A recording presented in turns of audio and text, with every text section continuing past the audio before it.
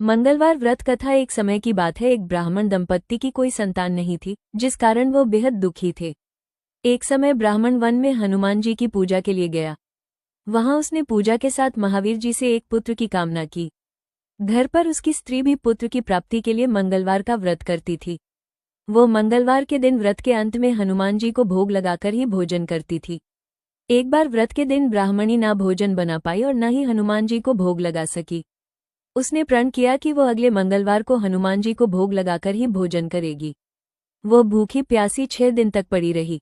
मंगलवार के दिन वो बेहोश हो गई। हनुमान जी उसकी निष्ठा और लगन को देखकर प्रसन्न हुए। उन्होंने आशीर्वाद स्वरूप ब्राह्मणी को एक पुत्र दिया और कहा कि यह तुम्हारी बहुत सेवा करेगा। बालक को पाकर ब्राह्मणी अति प्रसन्न हुई। उसने बालक का नाम मंगल रखा। कुछ समय उपरांत जब ब्राह्मण घर आया तो बालक को देख पूछा कि वो कौन है।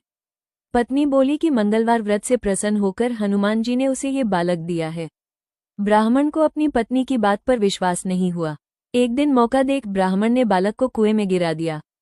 घर पर लौटने पर ब्राह्मणी ने पूछा कि मंगल कहाँ है। तभी पीछे से मंगल मुस्कुरा कर आ गया।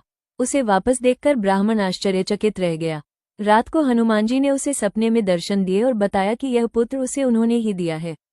ब्राह्मण सत्य जानकर बहुत खुश हुआ। इसके बाद ब्राह्मण दंपत्ति प्रत्येक मंगलवार को व्रत रखने लगे।